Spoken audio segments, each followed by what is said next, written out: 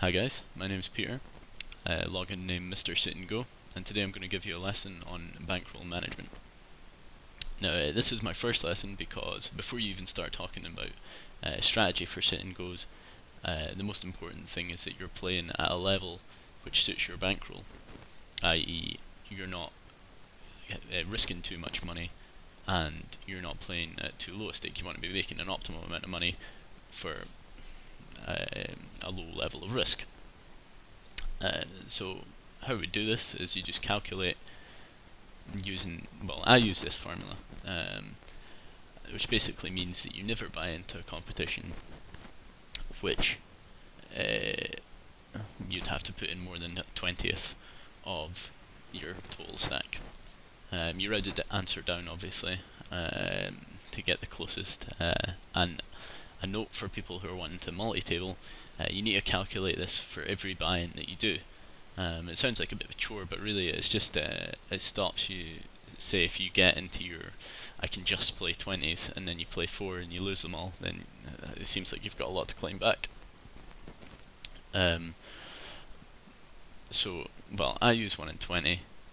A lot of people will say use 1 in 30, but I think that's like not too safe, but you know, you're not, it's kind of almost as if you're wasting your time. It takes a long time to get up there, and I'm using the word calculate deliberately here, because what you're going to need is a lot of discipline. So if you do lose, you're going to need to move down the levels, and that's just so that you continue, so that you keep your bankroll at all, so that you don't bust out.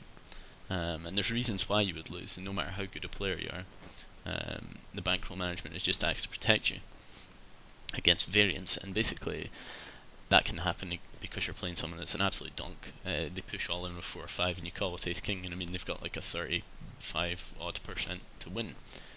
So one day a donkey will win every time, and I mean you need these donkeys. They're the guys that you win the money off in the long run, but they also need to win once in a while to keep them there. So you've got to accept that you're gonna get donked on a lot, but you have to roll with it. And also you get sharks and unavoidable bad beats, which is just things like, I mean, you flop the nuts and someone goes all in with a draw and hits. I mean, you can't really help it, you've got to call, but you get unlucky. But the bankroll management, it basically acts to protect you, or even if you're just playing badly or whatever. Another thing which not a lot of people take advantage of is getting a rakeback account. Basically, I use a company called RakeBrain, and what they do is, well, every time you buy into a sit and go competition, you pay Full Tilt or Poker Stars or whatever a rake, and that's how they make their money. But you can get a percentage of that refunded. On Full Tilt, you get around 27%.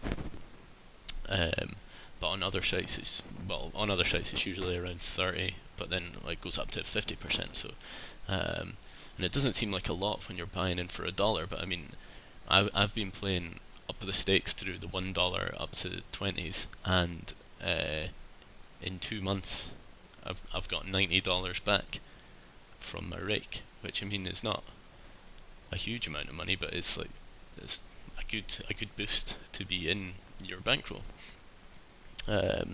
So I'll put a link to the RakeBrain site on the right, and if you've already got an account, you'll need to make a new Full Tilt account. But I mean, it takes 2 minutes to be saving, well, 27% on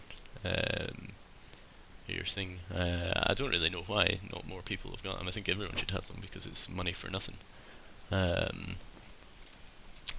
But yeah, these are basically, well, the rakeback, getting a rakeback account, and then figuring out what level you want to play at compared to your bankroll are the first 2 things that you need to do before you even start playing.